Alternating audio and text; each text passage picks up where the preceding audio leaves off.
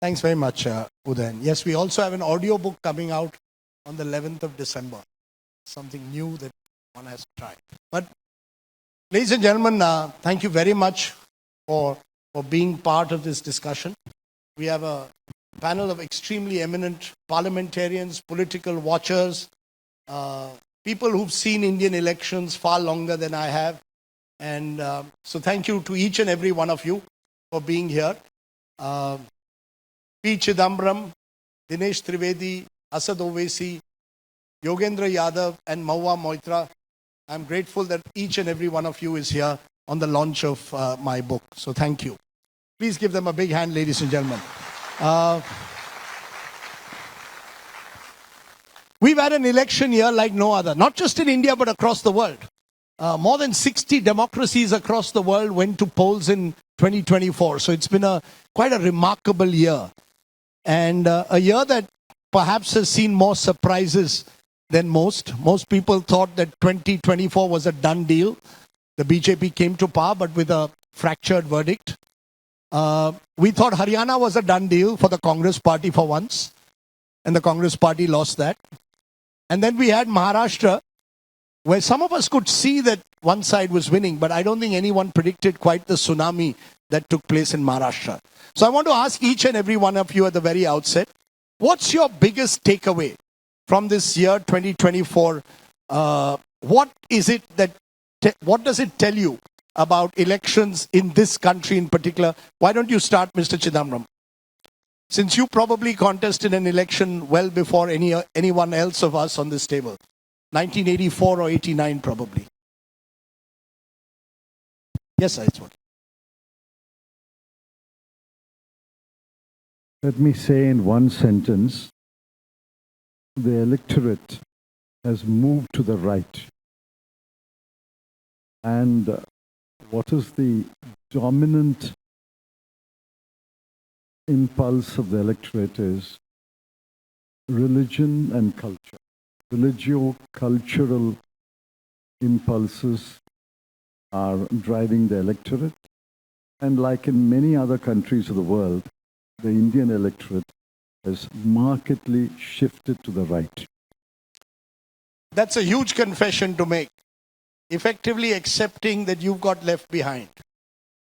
In a way. I'm not saying we left behind. The electorate has moved to the right.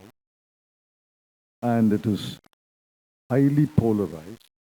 So we have a task, but an uphill task. We have to redouble our efforts. Okay. Dinesh Trivedi, your short first big takeaway from what you've seen in Indian elections from a perspective of the right. संविधान दिवस की बहुत-बहुत शुभकामनाएं सबको. के बाद में ताली हो जाए क्योंकि there is no GST on ताली. I must confess one thing. I've launched the book, but I don't take any responsibility of it. और Rajdeep is very conjuice. I thought he's going to send me a book, and I am also a Gujarati Bengali. I didn't want to spend the money because I knew that I'm going to get it free. So I have not read the book, but coming back to your question, I think this was a fantastic election. And this election, everybody thought that they have won the election. जो हारा वो भी समझा हम जीत गए. And the party which won was made to feel that they have lost the election. So the beauty of this democracy, the vibrant democracy, that everybody was happy in 24 election.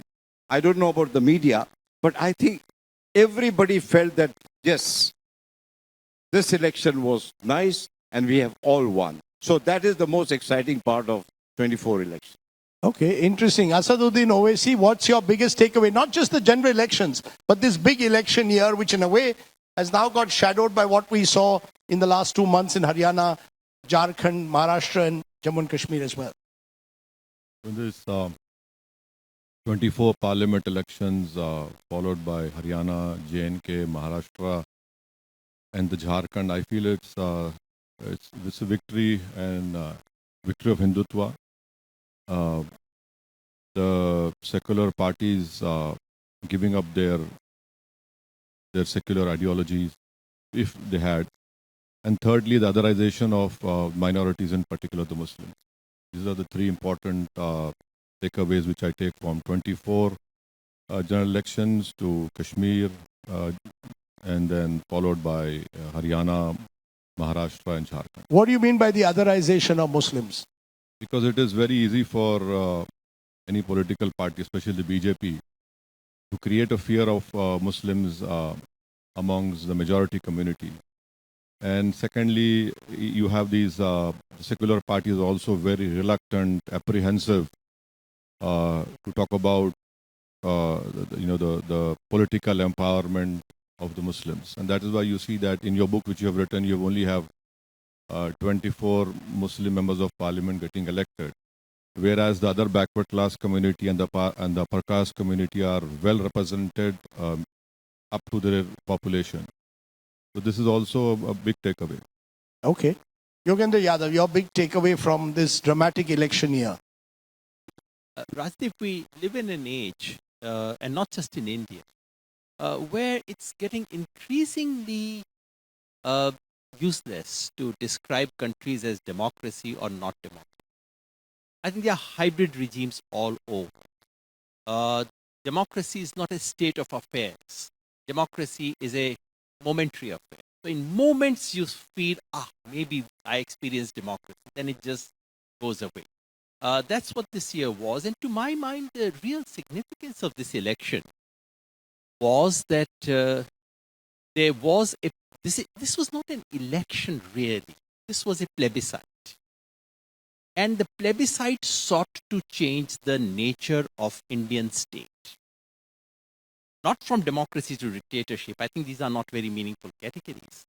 For the last 10 years, we have been competitive authoritarianism of the kind that you have in Turkey, of the kind that you have in Hungary, and of the kind that we almost had in Sri Lanka.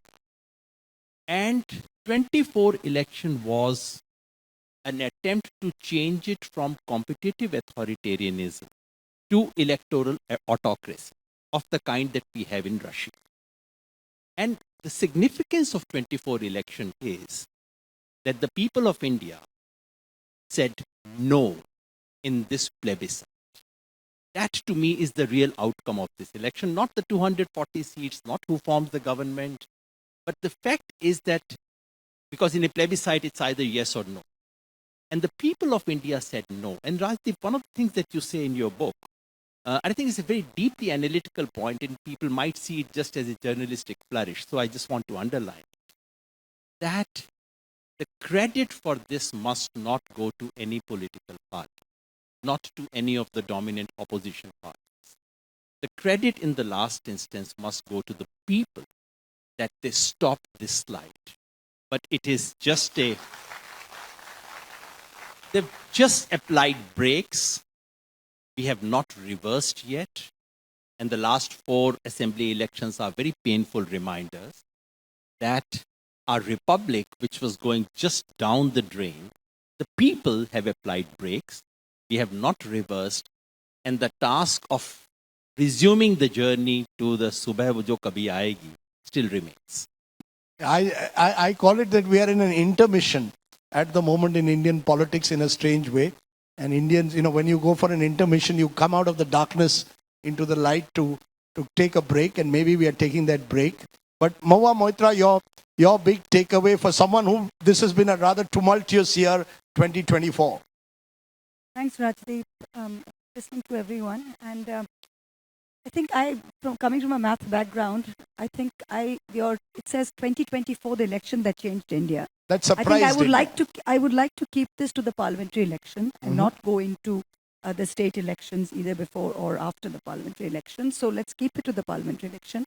I have gone through 2 Lok Sabha elections in my life, the first in 19 and the second in 24.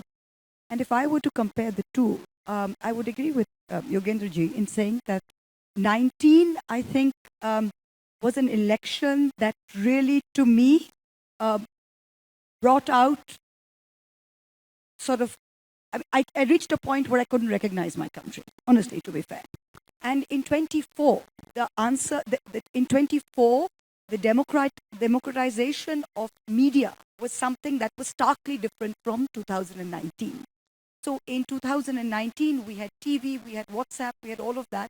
In 2024, what was different was that, yes, there was Godi Media, yes, there were paid news anchors, but YouTubers and like every single person had access to and decided they were going to play a part in changing it. So this democratization of media was something that we saw in 24. The second thing was that came out of this election, of the 24 election, was that this was a vote, you can agree with me or not, but I believe this was a yes or no vote against Mr. Modi. Everything was about Mr. Modi and the election was fought on his name. And in that way, if we look at it, this was a vote against Mr. Modi. The country didn't give him 272. It was fought on Mr. Modi. It was fought at keeping him as the leader, and the country didn't give the BJP 272. So I think this was the big takeaway. They've applied the brakes. Now, whether you're fighting for Maharashtra under Fadnavis and winning, or you're fighting Haryana under, I don't even know who and winning, no problem. But India under Mr. Modi, and in that kind of one-person scenario, we've definitely seen the brakes. And that to me is a good thing. Okay, some of you are choosing that 2024 verdict to take your takeaway, and that's, of course, where my book stems from. But much as water has flown under the bridge between June and November, Mr. Chidambaram, the same Maharashtra where the opposition got, 30 out of 48, and the BJP alliance gets 17, now has the BJP effectively sweeping the state with its allies in a manner which is unprecedented. Does that suggest, as some are suggesting, that 2024 was an aberration? And the mistake the Congress party made is to confuse 99 seats with 272. If the BJP thought 240 was equivalent to 400 possibly, you all made the bigger mistake of confusing 99 seats with 272. So actually, the dominance of the BJP remains. 2024 is an aberration. When you invited me to speak on your book on the 2024 election, I replied to you, it's 2024 elections. Absolutely. So we can't freeze time in May, June 2020. Much has happened after that. Which is why I say that you have to look at the entire 2024 and all the elections that have taken place. Please remember, as far as Mr. Modi is concerned and the government is concerned, their behavior after winning 240 is no different from after winning 303. 240 and 303 are the same number. They won the election. They formed the government for a third time. And their behavior, I don't see material difference. Go through this book and all the aberrations that Rajdeep has listed. They continue after the parliament election. What has changed? Has the ED changed? Has the media changed? Has the presiding officers of the two houses of parliament, have they changed? Has the ECI changed? Has the income tax department changed? Has black money changed? The role of black money changed? Nothing has changed. In fact, we delude ourselves in believing there was a major change was brought about by the 240 seats in the election. We hoped it would bring about a major change. But as far as I can see, there's hardly any change before 240 and after 240 in the way this country is run, in the way the institutions are behaving. I'm going to get Dinesh Trivedi to respond, but sir, if you can just say, isn't the problem that the Congress party thought change had taken place, that you mistook that 99 for 272? You thought Mr. Modi had been defeated. Today, 5 months later, you're being extremely introspective. I didn't see your party being as introspective in June of 2024. Then they were celebrating. You read my column immediately after the 2024 Lok Sabha elections. I caution that this cannot be construed or misconstrued as a shattering defeat for Modi or an outright win for the opposition. Read my column. Okay, maybe your party should read the column. But We won't make this. You know, the easiest thing is to do Congress bashing. I know. So that's that's the soft target. But you want to respond, Mr. Trivedi? No, it's very clear that, nothing has changed. The opposition has thankfully not changed either. They just remain in denial mode. And the government, if you talk about, if you don't want to see the change, it's not only the change in the party. Look at India. And I'm not talking just as a BJP person. India has definitely changed. You look at all the youngsters. What has changed is the dream. Now the youngster can dream to become a Pichai. He can dream to become an icon. He can dream to become whatever. You look at that 13-year-old kid which is going to play in IPL. I don't know whether it's good, bad or ugly. Now, Bumrah, yesterday we celebrated his victory. Now, please understand, it never happened overnight. It took him a lot of practice. It took a great leadership in the captain. And the captain had a great team. And we as audience applauded that. So when we go to see politics as 24/7, it is not only during the election time. So a student does well who studies all the days, not just during the exam. And I think it's time, as far as I am concerned, I would like to see absolutely a vibrant opposition. It's a very good thing to have a vibrant opposition. But it is not the job of BJP to create a vibrant opposition. They're trying their best, but it's not happening. It's just not happening. No, but he raised issues which were institutional. He said election commission has not changed, enforcement But they directorate has were all not changed. democratic. They were democratic and they are still democratic. And if you feel You actually believe that the ED works to a level playing field. If you have some serious thing, just after losing the election, if you say the EVMs were bad, now if BJP won only 240 instead of 300 and whatever, then the election machinery was okay. When the EC was okay. So I think there is a case where you need to do your homework and where you have to prove the thing. If supposing EVMs are not working well, then there are big brains all over the country. They must come up and prove a thing just by saying that it doesn't work. So all I'm trying to say that let's not be in a denial mode. Narendra Modi today is one of the most popular world leaders. Can you imagine you're having a war in Ukraine and Russia? Both Russia and Ukraine stopped the war. Right? They stopped the war. They stopped the war and let our student go. Okay. Let me for a moment. Just a minute. He raised Yogendra Yadav. He raised an important point about EVMs. Just a minute. Please. He raised an important point about EVMs in the context of Maharashtra. Also, I'm hearing suddenly leaders saying something is wrong with the EVMs, opposition leaders. You've written a piece where you're saying you're not an EVM skeptic, but you're still wondering whether there should be some election forensics now around EVMs. Don't you think that is part of the problem? This is the denial mode that Dinesh Trivedi says. The opposition is not willing to concede that maybe things are changing on the ground. Maybe in Maharashtra, there were new equations that were built, whether it's through money power, whether it's through the outreach of the RSS, working among Hindu Dalits, working among OBCs.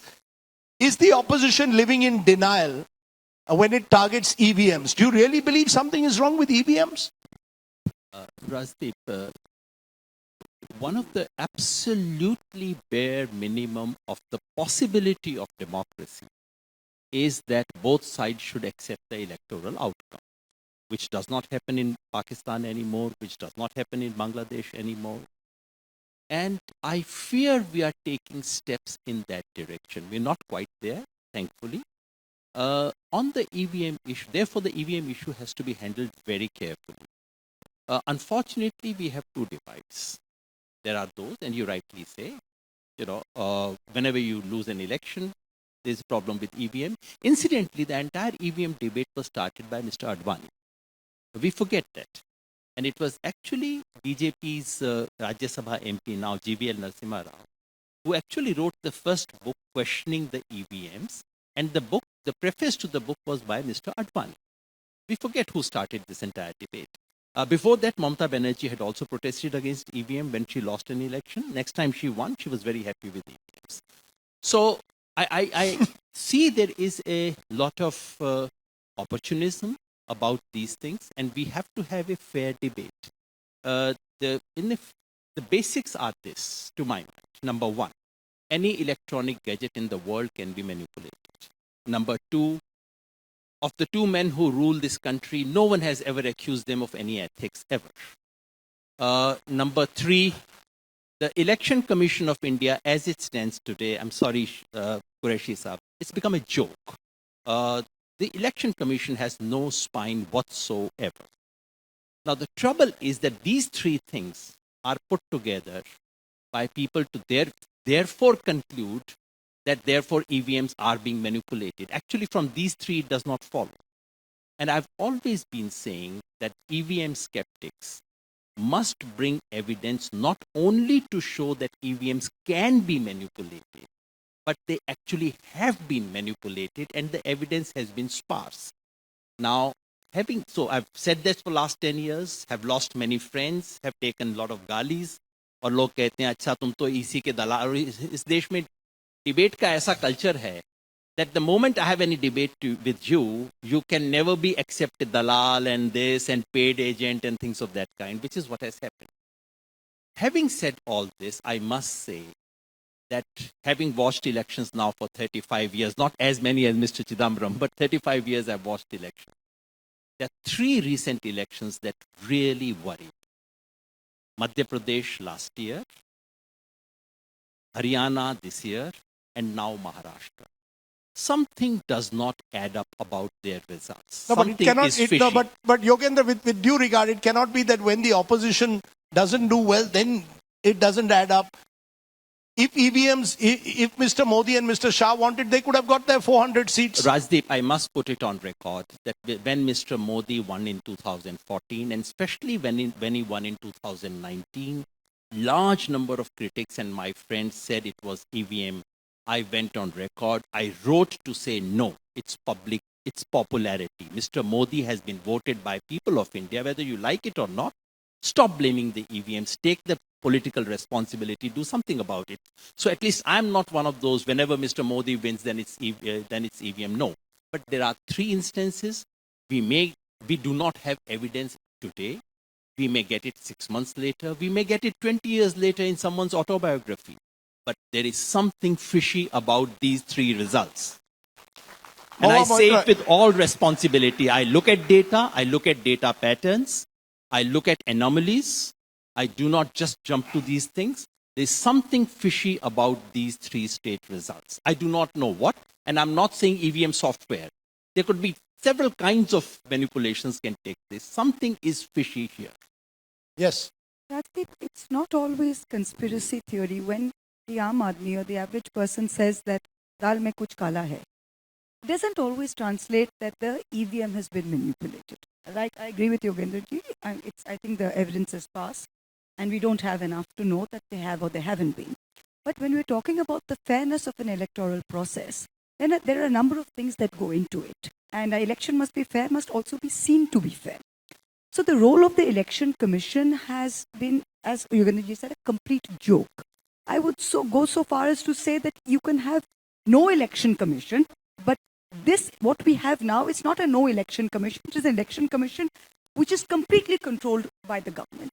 So when you have, we all have seen the model code of conduct. When you saw on the 24 election, hate speech, when you saw Mr. Modi go and give that speech in Baswara, like Mr. Owaisi said, when you have this completely polarizing hate speech, this was not just saying, you're an idiot or aap dalal ho.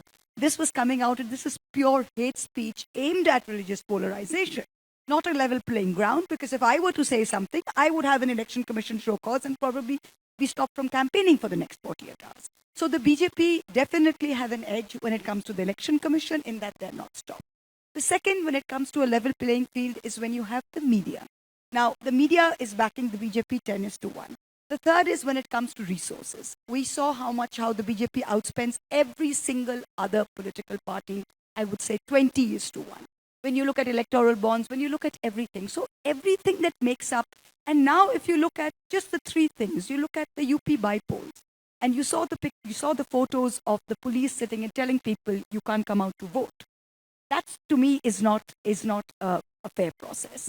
So all of these things put together makes people feel like democracy is in danger and the electioneering process is in danger. Okay. Right? Sorry, one more thing. When we saw during the 24 election, it didn't work for them, but the fact that Rajiv Kumar and his team agreed to a 90-day election process in the worst of the summer, and we had over 100 polling personnel dead, and then you come back and say, oh, maybe that wasn't such a good idea. Damn right it wasn't. So, when you have all of these things, obviously it takes away from faith in the electoral process. I just for a moment want Mr. Chidambaram, because you've been a home minister and a finance minister, to respond to that. Would you support going back to ballot papers? I listed in my speech how I saw ballot boxes being stuffed in the early 1990s. Are you in favor of a return to the old system, given all these EVM skeptics that now exist around us? Yeah, I admit that there are hundreds of EVM skeptics. Elon Musk is an EVM skeptic. And he says we should go back to the ballot paper. But I have had no bad experience with EVM. I can only speak of my experience because I'm confined to a constituency on polling day and counting day. So I can't speak for 542 other constituencies. But there are enough EVM skeptics, and Elon Musk was on record saying we should abolish EVMs. That's one of the changes in 2024, that now Indian politicians quote Elon Musk. No. But, I mean, but we'll, okay. Point is, whether you like it or not, he's become the second most important man in the US. Now, should we go back to the ballot boxes? I have had bad experience with ballot boxes. Therefore, the answer is what we have suggested. The Supreme Court has not accepted. The answer is EVM speeds up counting. It eliminates invalid votes. But the answer is to have the digital ballot paper counted for 100%. Today they are counting 5 boxes per constituency. You keep 100% counting. It won't happen in every constituency where a candidate loses by 1 lakh vote or 2 lakh vote. He is not going to ask for a recount. But if the margin is narrow enough, he will ask for a recount. At that time, you count the digital voting, which is translated into an electronic ballot paper, which is dropped in the other box. You count it. Okay. So that's the answer to combining the speed of EVM and the accuracy of ballot paper. Okay, so maybe there needs to be some attempt. Yes, very quickly, yes. Yes, Yogendra. You see, I don't think it's necessary, and I completely agree with Mr. Johnson. There is no need to go back to paper ballot. What you need are two things. Number one, voters should be able to verify that the vote recorded is indeed the way she had voted. Right now, I can see, but I can't do anything. There should be a way of validation. It can be, and it should not be electronic. That should be manual. And number two, the counting should be physical parchi counting. The electronic machine can be used as a shortcut to begin with, but the authentic result has to be a result of physical counting of parchi. There are many ideals of democracy, but counting votes in 2 hours has never been a democratic ideal ever. That we take 24 hours, there's absolutely nothing wrong. I want to point out ADR's report, which I mentioned in the book, actually shows 534 of the 543 constituencies, a mismatch between votes polled and votes counted. And that's in most cases, it's a very small amount, 1,000, 2,000 votes would not have influenced the verdict, but there is something wrong. And sadly, the Election Commission has not clarified that. But you picked up you and the BJP in support, or do you believe this is part of the denial mode? Okay, let me go to Bengal. And I have worked very closely with Mamata Banerjee and I still respect her a lot. Okay, I have no problem in telling that. She works very hard like Narendra Modi. And she wins election in spite of whatever happens elsewhere. Because she is a leader who leads from the front. She has a great team and is 24/7, which I said. So whether it is ballot boxes, whether it's electronic voting, the people who are popular, those who are working hard, if you are not winning a match, then you say there's ball tempering. It doesn't work like that all the time. Please understand. Elon Musk also, if I quote him, yesterday only said that, thank God, India election counting is so very fast and we should adopt that. So where are you going to stop it? Okay. And I think this is once and for all. Supreme Court also has given the judgment that please show us. So ultimately, if we do not have faith in Supreme Court also, then I think we have no faith in democracy. Okay, let me move this on from EVMs. I think the jury is out, and the very fact that we are debating it in itself is, I think, important, that we are looking at it. The other issue I want to look at is the role of cash, caste, communalism. The 3 C's that in a way now are shaping Indian elections across this country. Asaduddin Owaisi, I mentioned this in my speech as well. The role of religion in politics is ending up dividing people, is creating the kind of vote bank politics that is becoming more and more toxified. So there will be BJP leaders who will say that when we say batoge to katoge, all we are saying is stay united. Because there are, that's how they look at it. Do you believe that there is an attempt being made on both sides to divide people and seek vote banks? And that, in a way, has led to the toxification of politics because religion is now such an important element. In a lighter vein, what Dinesh Bhai just said, I think so Bumrah saw Modi in his dream before opting to bowl on that day, bat on that day.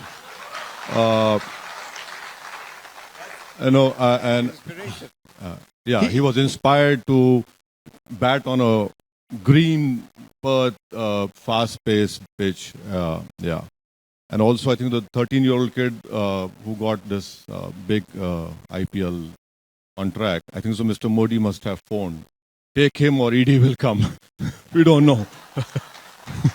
So, in a lighter vein, don't take it. Thirdly, Rajdeep, we see the way, I'll answer your question, the way election commissioners are being appointed. How can you expect the elections to be free and fair? But it was no different in the past. 1 minute. It's not as if all of this started. It's not as if in the Congress rule, Mr. Chidambaram's party didn't appoint or wasn't accused of appointing election commissioners who were seen as favorable to them. Well, Mr. Chidambaram is qualified enough to answer a question. But as far as the present system is concerned, you don't want the CGI to be there. You want a committee comprising of the government to select the election commissioner. One. Secondly, is it possible to know the source code of that EVM? I'm not casting aspersions. Thirdly, how is cash moved around states? We don't move the cash. It is this man in uniform who is very, very close to the ruling party, who can even give life for that chief minister. That cash is moved around. You are wrong. It's not the political members. It is the other way around. How do you stop that? How do you stop those government functionaries from moving this cash around in a state? The election commission knows everything. Who's moving around this cash? Where is this going?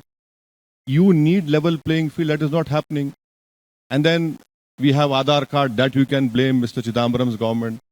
Now, on basis of Aadhaar card, I know where to give money. So so sophistication has happened. And you mean which individual should be given the money? Yeah, and then you have this this Ladli Behna scheme. I know, as you rightly said in your lecture, people are, you don't need to give money within after model code of conduct. You start giving them before. So, and then the worst thing is this first past the post system. I blame Nehru for that. I hope I'll not be, You prefer proportional No, representation. see, where is the value of my vote?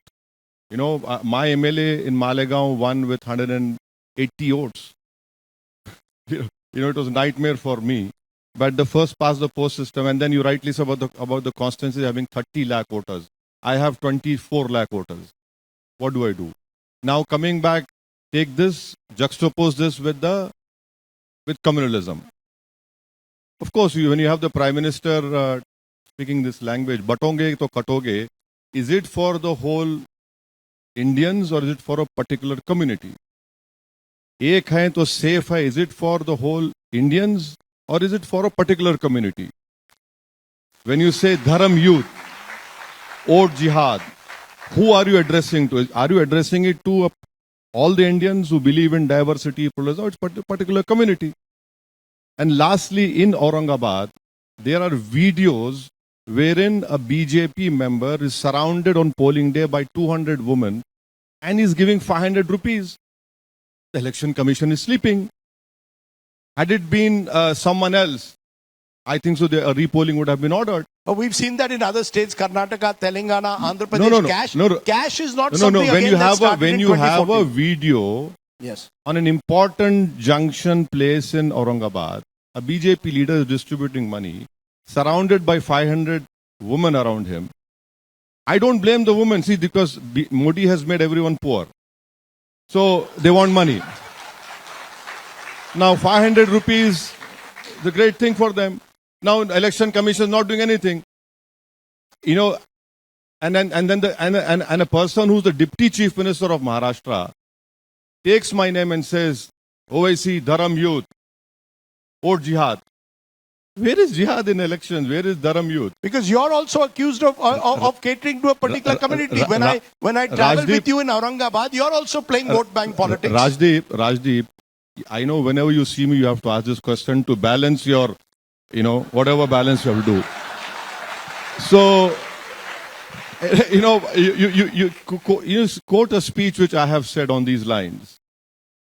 During the election campaign, when the model code of conduct is in place, and as Mohi has rightly said, in the by-elections to UP, you have a policeman showing a licensed revolver to a woman who wants to come out and vote. So where is the election commission? So that is where the selection of the election commissioner is very important. Okay, let me Rajiv, just, I just- sir, respond to two things. This ek hai to safe hai, batoge to katoge are seen by the likes of Mr. Owaisi and many others as essentially communal dog whistles. That it is designed to divide. Rajdeep, we are underestimating the voters. The voters today in India are very, very sharp and intelligent. Please understand, okay, you give money, but he'll ultimately vote for the person he wants to vote for. It's not that somebody is watching, I've given you X amount of money, why have you voted somewhere else? It doesn't happen like that. So again, denial mode. Again, on a lighter mode, that level playing field. Is he trying to say that if there are 300 seats in a particular state, 150 आप रखो, 150 हम रखते हैं? ऐसा नहीं होता है.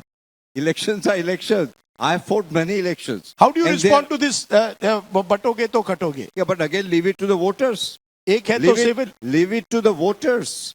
Don't underestimate the voters. First of all, let me tell you, how can we forget a time when parties used to go to Imam of Jama Masjid and Imam used to give a fatwa that this time we are going to vote for such thing. It has happened. But in a secular country, 1 minute, Javed. in a secular country,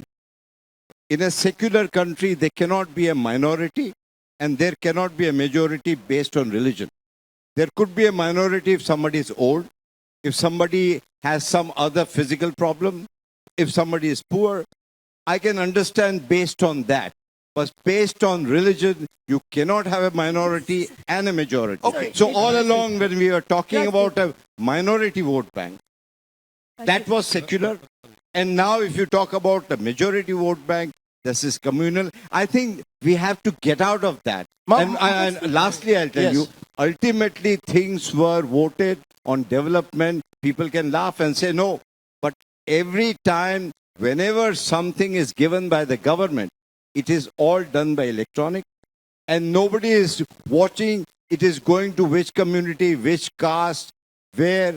It's all done absolutely level playing field. Okay. You can't deny that, right? Okay, you know, the point he makes, and this is a long-standing Rajdeep, don't argument. tell us the It's not point about he makes. balancing. We No, get just the a minute, point he ma'am. makes. It's not about balancing. It's we get about the point he makes. No, Let no, us he- answer his point. Don't explain it, Raj. no. He's We get the point he makes. Let us come back with an answer to that. You don't need to come and tell us the point he he makes. says. I mean, I know the you're point- wearing a- the charge which is made against your party, and indeed he says secular parties, is that when you play minority vote bank politics, that's fine. 1 second. Moment majority vote bank politics, we call it communal. One is second. how he One responds. second. Like I said, don't explain what he said. We actually had, this is the problem when you change parties, you actually get very confused with what your thought process is. So if you were once in a party that actually, if you were once in a party like I am, where you define secularism and you think secular, Define One it for second. me. So, secularism is, as I understand it, is where all your fundamental rights defined in the Constitution are guaranteed to every single person, irrespective of what religion they follow. Your right to life, your liberty, it's very simple. That is the basis of our Constitution. To me, that means the fact that I have access to this water. If we are two poor people and there's one drop of water, I will have equal access to it. My poverty may define me, but my religion won't. If there is one school, my poverty will think it. If government is giving something, all access cannot be defined on the basis of religion. That is what secularism means. Now, unfortunately, with all due respect, Mr. Trivedi is my senior in the party. I have the greatest respect for him. But you cannot be sitting here as a card-carrying member of the BJP and actually tell us that we are in a secular country. We are living in a country where the dharma and the sort of proclaimed idea of this government is to have a Hindu Rashtra.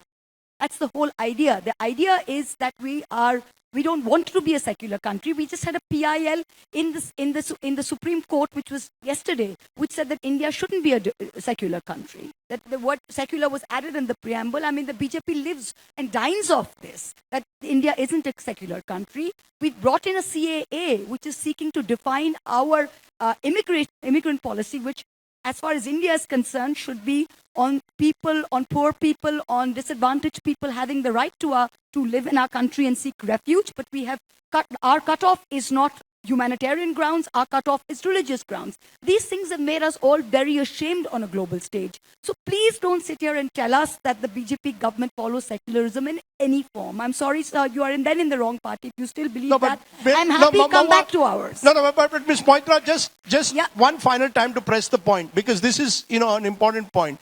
The fact is, as Mr. Trivedi pointed out, there was a time when political parties did go to the Shahi Imam and seek his support for votes, community votes. We've Right. seen that in Maharashtra as well this time. That particular ulemas, So on wouldn't their own, people in perhaps, Goa, may- wouldn't so people in what Goa is go to the difference- church? What is the difference between One that minute, and what you say is one your minute. definition of secularism? 1 minute, I'll tell you. I was an MLA before.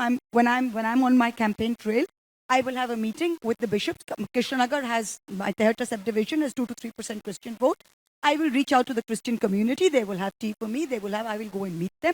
I will have the Matuas from East Bengal, a large part in my constituency. I will go and meet their leaders. If the minority, the imams have a meeting, I will go and meet them. What I will do is meet everyone. Please, there is a big difference between, for us, what we do is, I would want everyone's votes. I would want the Christian vote. The BJP is the first party in India that actually believes that they in fact only want to win on the Hindu vote. And they say that I want this exclusionary politics to continue. हम मुसलमान को MP नहीं देंगे. हम राज्यसभा में मुख्तार अब्बास नकवी को नहीं लाएंगे. हम जफर इस्लाम को 2 बार रिनॉमिनेट नहीं करेंगे, क्योंकि हम दिखाना चाहते हैं कि हम इनके बिना जीत सकते हैं और हम कुर्सी पे बैठ सकते हैं. That's the difference. That we have not seen before. The BJP candidate against me, Rajdeep, did not go to a single, I campaigned 14 hours a day, she campaigned 4 hours a day, because she only went to the Hindu booths. There was a difference, right? Yes. Mawa. The BJP has not fielded a Muslim candidate in 3 Gujarat State Assembly elections. The BJP has not fielded a Muslim candidate in 2 UP elections, although the Muslims are 20%. In the last Maharashtra election, the BJP did not field a single Muslim candidate in 288 constituencies. That's because the BJP says that Muslims don't vote for our party. Now, Mr. Owaisi is not going to field, for example, a Hindu candidate in Aurangabad Central. He will field Imtiaz Jalil. No, I am Mr. ready. I am Mr. ready to give Owaisi. ticket to you. Will you contest from my party? No, Come on. then why would you want? On record, I am saying this. Then why would you want a non-Muslim on the Waqf board? That's okay for applause. If the Muslims, You're not- then why you're not would you going to want give a me ticket. non-Muslim No, on the Mr. Waqf Owaisi, board? you're not going to give me the ticket. Let's be clear. Rajdeep, you see, you must do your homework properly. No, the same thing No, with the- listen to me. Listen to me. I mean, when you see me, I don't know what happens to you. So we. No. That is the national flag also. You cannot Yeah, appropriate go ahead. that. Yeah. So we do give tickets to non-Muslims. So you cannot say we don't give. The question that has been raised by Mahua Mitra and Mr. Chidambaram is BJP has completely marginalized the biggest minority of this country. Socially, educationally, politically, and they are using the full force of the law to ensure that they become second-class citizens. That is the difference. So You want to respond to that one time, and then I'll move to my final segment. Minority, majority, they're all Indians. The minority has to come back. They have to come out. They have got to come out. Come back and to our say party, we are part of the honestly. majority. can I? How can I know Arif Mohammed Khan? Yes. Arif Mohammed Khan always used to say, what is this minority? I am part of majority. I think time has come when, they should stop that I am not given the fair treatment. I think today you have to see the education. Ultimately, what counts in a country is the level of education, level of health, and how well you are as far as competing with others are concerned. If you are always given the crunches, and I must tell you, if most of the Indians today are there in all the multinational companies, they are heading. How come they are heading? Because there is something in us कि हस्ती हमारी मिट्टी नहीं कुछ है बात हम में. So I again come back, get out of this denial mode. And I know if it's your book, I know what kind of people were there. But still, as a member of BJP, I'm very proud. And I said that, no, get out of this. Please it's come interesting. and join. Sir, it's interesting. Just a minute. Rajdeep, 1 minute. It's interesting he mentioned. I have to. Audience should know. No. It's interesting he mentioned Arif Mohammed Khan because I see that as a signal election of how India has changed. In 1980, Arif Mohammed Khan won an election from Barech or Kanpur, Barech, and in those days, for a Muslim to win for a Hindu constituency, Hindu-dominated constituency, was not seen as unusual. Today, it is impossible for a Muslim to win from a Hindu-dominated constituency, and that's why the Congress party also in Maharashtra did not give a single Muslim a ticket during the Lok Sabha election. Because you realize somewhere, and that's how what you said at the start, Mr. Chidambaram, politics has moved to the right, because now it's not possible for a Muslim to win from a Hindu-dominated constituency, which was considered in the 70s and 80s as something that could happen. Can I Certainly correct not you, in Raj? North and No, West India. Rajdeep. Can I correct you? Maulana Abul Kalam Azad. Sir, Listen to me. Maulana Abul Kalam Azad was told to contest from Rampur. that's right. Number one, remember that. Yes. Secondly, may I remind my honorable friend that please read Article 29 and 30. It talks about minorities, religion, and link. No, You can change allow the- me you to can allow me amend to the complete. constitution, Allow me no? to complete, sir. Allow me to complete. Today's Constitution Day. This country celebrates. This country celebrates every religion. This country has no religion. Equality among equals or equality among unequals.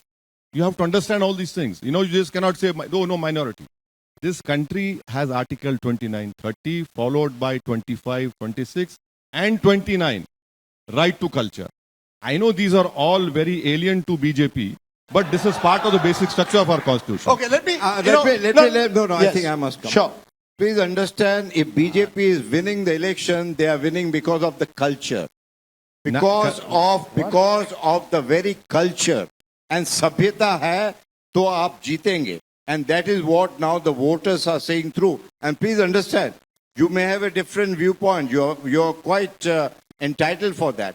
But if you go and ask, especially in Gujarat, the Muslims are very happy. They said we were never said. I am surprised Dinesh Bhai has not been brought to Rajya Sabha. Today, Dinesh Bhai resigned. He has not come back. Modi has not made him MP. Yogendra, I'll give you one word and then I want to open it to a few audience questions before we conclude. Go ahead. I didn't want to comment much on Dinesh ji. मुझे लगा अभी नए नए आए हैं, कुछ तो कहना पड़ेगा पार्टी में. But I was very concerned about his. बहुत पुराने हैं हम, कल्चर में बहुत पुराने हैं, नए नहीं है. बीजेपी में थोड़ा पार्टी नहीं होगी, कल्चर बहुत पुराना है. हाँ, मैं उसी पे बहुत पुराना कल्चर है. जी, मैं वही सोच रहा था कि वो घुसपैठिया कहना, यहाँ पे मंच से सब कीड़ा कहना, टर्माइट कहना और इसको कल्चर कहना, दिनेश जी को क्या कुछ करना पड़ता है. पर आई was very concerned about his future in the party. पर योगेंद्र बिकॉज जी, एक मिनट सुन तो लीजिए, अब तो सुन बताइए लीजिए. योगेंद्र आपने जी, कल्चर की बात कही, सुन तो लीजिए. चुनाव आप क्यों नहीं जीत रहे? सर क्यों नहीं जीत रहे आप? सर, जिस दिन ये तय हो क्यों जाए, नहीं जीत रहे? हम जीत चाहते के हैं आए कि आप थे. जीतो. दिनेश जी इसका भी मैं जवाब दे देता हूँ, मैं देता हूँ जवाब दिनेश जी. जिस दिन ये तय हो जाएगा कि election victory is equal to culture, हम उस दिन कुछ और करेंगे इस दुनिया में और कुछ काम करना शुरू करेंगे.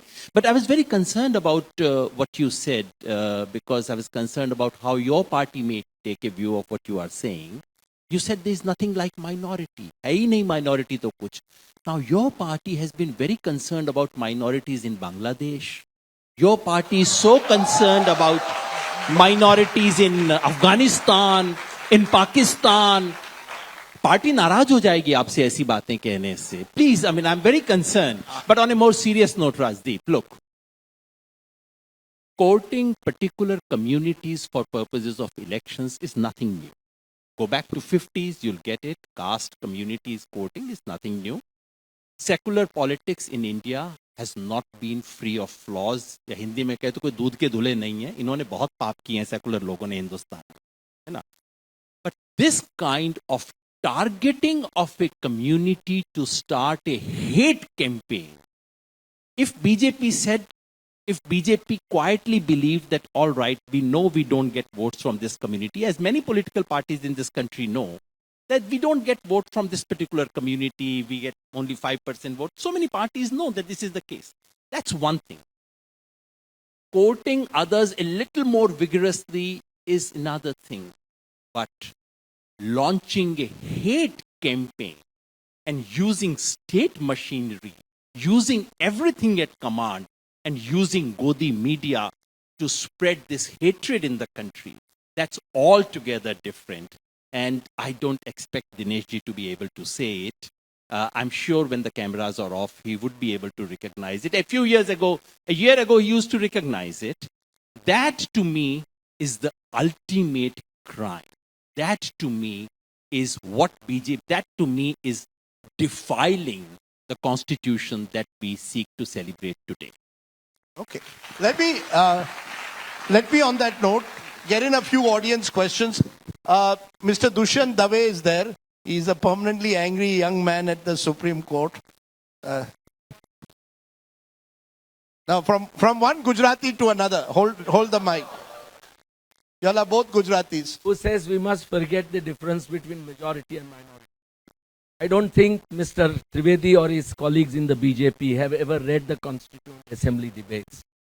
It was Sardar Vallabhbhai Patel, their icon, who was the chairman of the minority committee during the drafting of the constitution. And Sardar Vallabhbhai Patel, when he presented the report of the minority committee, said, and this is very important, that, and he told us, the Hindus, that put yourself in the shoes of the minority community and realize how you are treating them. And then you will realize the pain that they suffer. He says it is on the day when you will realize this, that the difference between the majority and minority will disappear. Now this is, unfortunately, Mr. Modi and BJP would like to have a 3,000 crore statue of Mr. Sardar Vallabhbhai Patel, but they don't want to follow his ideals. Secondly, Rajdeep, you said Sahir Ludhianvi, Fir Subah Hogi. Let me remind you and with great respect to each one of the panelists on the dais whom I know and personally respect, that Sahir also said, जिन्हें नाज है हिंद पर वो कहाँ है? The real problem of India today is that we don't have people who can lead this country. We are the victims, the citizens. We are the victims today, and the entire country has been hijacked by the political class across the party lines. We have no say left, and we are left to fend for ourselves. Okay. And this is a No, real you don't challenge. agree. Mawa Moitan, let her respond to you. There is this belief Just that a all sec. One more point. politicians are disconnected from Ra- citizens. Radeep, Yes. one more point. The thing that you have missed the most in your book and this discussion is the role that has been played by the judiciary in last I was few just going years. to come to that. And that is the biggest challenge that this country is facing. No, that It's- I'm it's waiting not for the you, elect- Mr. Dave, to write that book. My book will never be published, I can assure you. Even Harper won't publish it. Okay. But this is, unfortunately what is happening is that election, these hate speeches, for example, by Mr. Modi during the election of 2024. I mean, if Mr. Chandrachud, who has now fortunately retired, he could take suo motu action in a unfortunate case of a rape and murder in West Bengal. But he had no courage to take suo motu action in a case like that. He could have picked up, suo motu and told election commission, why is it that you are not doing anything about Okay. it? That, Now, you made statements, not a question, but that's that's why I said you're the angry young man of the Supreme Court. But no, I mean, this is something which all of you are missing. And Okay. it must be remembered. Yes, you want to quickly respond. To say that the political class, I take umbrage at that. I mean, because when you say the political class is solely to blame, I mean, I said that, I put up my hand before his third point. And when you say जिन्हें नाज है हिंद पे वो कहाँ है, I want to say यहाँ है, यहाँ है, यहाँ है. We are here. Of course we are here. And I think at least what the judiciary, the media and the judiciary are probably more to blame for the current state of India's sort of, hate-filled narrative than politics. And I'll just take three things. If you just take what is happening in India today, if you take the Places of Worship Act 1991, we have seen the judiciary, we have seen the bench come out with egregious orders in violation of that, which is why we're seeing the problem in Sambal. We have seen instances in Manipur, for example, where the match was lit by an unreasoned order, an ex parte order of a lower court of the High Court judge. So the judiciary hasn't really covered themselves with glory. And what I would also like to say today from this platform, and I will continue to say it in Parliament next week, is that for every TEDx lecture and for every sort of, National Juridical Academy lecture that every judge does, if you could have 0.1% of that in your orders, I think you would make India a much better place. Okay. Let's get a young person there. Yes, young man. Hello. Sawal पूछेगा. Yes. My question is for Barrister Suddin Owaisi. Sir, in India or in the world, every politician has their parameters on which they define their success in terms of electoral gains or increasing the vote share. And you have been leading your movement since 3 decades, if I'm not wrong, and there is not much electoral difference at the national level. So apart from electoral gains, what are your parameters on which you define your success and your legacy? What he seems to suggest is for a politician, at the moment, it's all about electoral success. Beyond that, what? Do you do improvement in the livelihoods of the people? We've seen in many of the parts of the country, Muslims are ghettoized, conditions, infrastructure is crumbling. Should that be the way you judge your success? Or ki chunav jeet gaye, 1 se 2 seat aa gaye? It includes everything. It includes winning elections, fighting elections, and never giving up the fight against, ensuring that you get the constitutional fundamental rights. That is very important. So all these things are very important. Okay. 2 more questions. Yes, the gentleman there has been raising his hand. Yes, sir. 2 last questions. 1 here, 1 this side. आपकी audience के लिए बता दूं, बात हिंदू मुसलमान से आगे चली गई है. जो भी डोमिनेंट कास्ट है, हरियाणा में जाट नॉन जाट, महाराष्ट्र में मराठा नॉन मराठा, गुजरात में पटेल नॉन पटेल, यूपी बिहार में यादव नॉन यादव, झारखंड और छत्तीसगढ़ में आदिवासी नॉन आदिवासी, ये घास खत्म हो गई है, हरे वाली घास खत्म, अब जो है अपने ऊपर ही जो है बुलडोजर चलना शुरू होने वाला है। ये स्थिति है, इसके ऊपर आप आगे विचार करिए कि ये लोग हिंदुत्व में बचेंगे या ये हिंदुत्व से कहीं पलायन कर दें। ठीक है, चलिए, let me get a question. Is there a lady, a question from a, okay, yes, 1 minute, yeah, very quickly. Proudly say that he is giving free ration to about 80 crore people. So isn't it contradictory at one stage you say that हम तो विश्व गुरु बन गए हैं, और you take pride in telling people that 80 crore of our citizens are still dependent on free ration. Why is it not that Mr. Modi talks and say कि पिछले साल 80 करोड़ थे, हमने वो कम करके इस बार 70 करोड़ कर दिए, अब हमने कम करके उनको 60 कर दिया, अब कम करके हमने उनको 50 करोड़ कर दिया. So why is that? And another question Okay, is... no, one question. Sure. You want to quickly take that? That, you know, you spoke about aspirational India. You know, I just went, you know, I saw it in Maharashtra. You go to Yavatmal. Yavatmal has one private factory of Raymond's which makes jeans. There's no other form of productive employment today in Yavatmal. In Amravati, as I said, a farmer's wife committed suicide. A farmer committed suicide because he couldn't pay a 1 lakh loan. I sometimes wonder, where do our politicians across the board live? The reality is that people are struggling at the bottom of the pyramid. I make the point in my book, particularly post-COVID, which is why a lot of incumbents have lost across this country. Mr. Modi actually survived what is otherwise an anti-incumbency across the world. But to say that, you know, sab kuch changa hai, you know, the world, you know, we are a Vishwa Guru or we are a 5 trillion economy, tell that to the woman in Amravati, or tell that to the young people in Yavatmal who have no jobs. In Solapur, everyone is leaving Solapur. It's the highest migration rate in the country. And this is Maharashtra, not, you know, not a so-called Bimaru state. Do you think politics needs to be more realistic about the reality on the ground, sir? On a larger note, and whatever I have said, I must tell you in the beginning, not only as a BJP person, but as somebody who has seen India, who has contested election, and I am talking as you would understand. Okay. And when you are talking about aspirational India, are we going to say that we are finished, we are gone, we are dead? No, is it a dream? Is it a dream? No, I'll tell you, I'll take you back to COVID period. India is one of the countries which really tackled COVID so very well. America is still paying the price for it. America is still paying the price for it. All those people who are walking and the free ration, please understand, this is a country which is very complex. And every state has a different country. But I'll tell you in conclusion, you may have a side.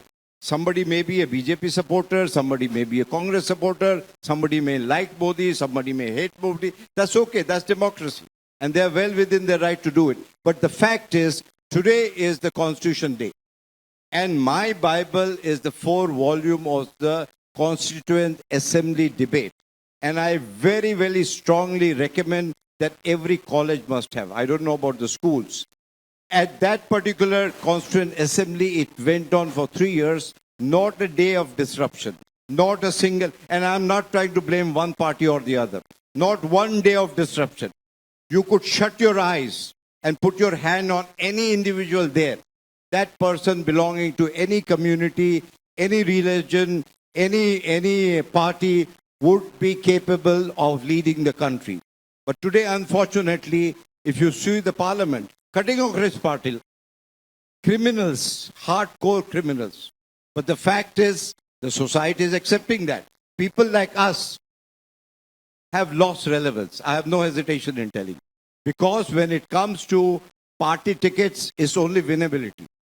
Every party wants somebody who can do whatever to win the election. So fact of life is, no point blaming a political party. Society also has to rise up. If supposing there is a problem I've run out of time. Yeah. I want to give Mr. Chidambaram a final word. What do you think will change between 24 and 29? You see, in the 24 book, I suggest that the Congress survived. They didn't revive, they survived. And, you know, your party, your leader went on yatras. But there's a sense that the Congress party is the principal opposition party. So long as it remains as weak as it is, we are in the age of the BJP, which you said at the start. You called it the age of right, the cultural right. Either way, how do you see the future in the next 5-10 years? Would you accept we are entering a dominant period of the BJP over the next 10 years? I don't accept that. At the moment, the BJP seems dominant. And the rightward shift has bolstered its confidence. But I don't think it's irreversible. I think we have 4 years and 6 months to reverse it. But we need new ideas, new ideators, and new young leaders. A new leadership? Would you look at a Congress beyond the Gandhis at all? Who is the leader of my party can't be decided by anyone except the members of my party. Can you decide who will be the leader of my party? The members of my party alone can decide who will be the What's leader your of the view? party. My view is what the workers say. And if I go to my constituency, and I've said those to you privately, if I go to my constituency today and assemble a random sample of 100 workers and ask them who should be the leader, I mean, besides nobody will mention your name, 95 out of 100 will mention Rahul Gandhi. Rajdeep, sorry, Rajdeep, Yes. to interrupt very rudely. I'm sorry. I adore you, but you, at this is the second event I'm coming. You've got to look beyond the Congress BJP paradigm. Opposition politics in India doesn't include just the Congress.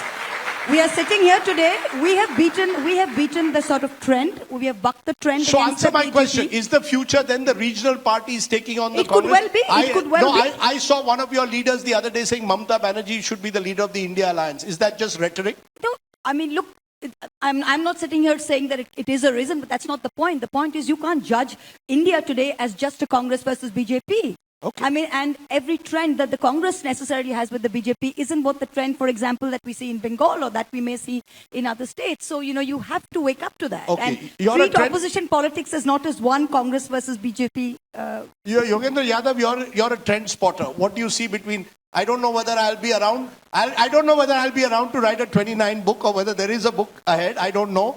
But if there was to be a 29 book, what do you think the title could be? May I suggest that you should not write the 29 book? Instead. No, I'm serious. I mean, I love this book and we've not had a discussion about it. But instead, I would want Rajdeep Sardesai to write a book about the Indian media, not just a chapter. Rajdeep, you have known this. You have... No, it's a very good chapter. Everyone should read this chapter. He's not as diplomatic in the book as he is when he's conducting these discussions. I But Rajdeep, get boxed on all sides. But that's no, but Rajdeep, it's a very serious thing that I'm saying. You are among the very few people in India who have watched, especially the television industry, grow right from the beginning. You have seen its decline, you have seen its fall. And once you write the book, of course, no one would have you on television. But you would have done a service to the coming generations. Someone should record the truth. You have the courage.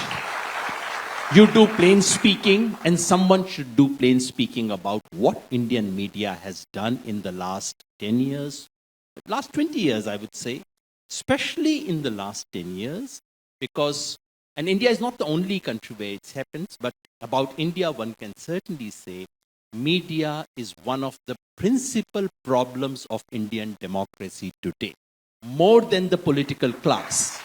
I don't belong to that class.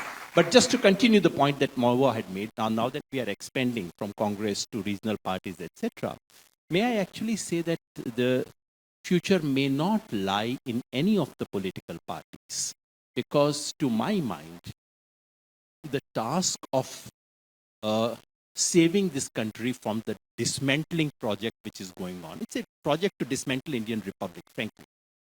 Political parties have played a very minor role so far, almost reluctantly. Public has pushed them to play a role and they have come to play a role. Do remember between 2019 and 24, the principal opposition to what Mr. Modi was doing did not come from the Sansad, it came from the Sadak. It is on the street. It is, to my mind, when I look at the future, I look at social movements, I look at people's movements, peasant movements, Adivasi, Dalit, those who've actually taken the risk and fought. In the last instance, allow me to end on a journalistic flourish. Republic is saved not by parties, certainly not by judiciary, all over the world, not by legislatures. Republic is saved by the public. You know, Yogendra Yadav, I appreciate you giving us your insights. I know that the media is a soft target and I hold no brief for the media, but the very fact that I could write this book while being in the mainstream media is still a credit to the organization that I am with. It is not easy for India today to have someone like Rajdeep Sardesai. That they have it is that there are still spaces. And I would still like to believe that more can be done. I hope that we see many more organizations. And with new technologies, I'm sure that there will be spaces. I write about it in the book, and I said it in the lecture, that digital media and social media offer many more opportunities to democratizing spaces. So I think we all need to introspect. Politicians need to introspect. We in the media, Mr. Dave and Mr. Chidambaram and the judiciary, and indeed we as a people need to decide the kind of leaders we elect, the reasons we elect them. But I don't know whether there's a 2029 book, but I'm happy that I was able to complete the trilogy, and I'm even happier that you all came here and spoke so openly and candidly on this very special day. I'm sure if the great Jawaharlal Nehru was alive, he would be very happy, and he certainly wouldn't have adjourned the House. The one thing, even if he was criticized, he would have allowed you to speak. If you look at the parliamentary debates of the 50s, 60s, what really stands out is that Parliament was never adjourned. They would speak to each other, never at each other. And maybe that's something that we as a nation need to also discover as a people. Thank you all very much for joining me on this special occasion.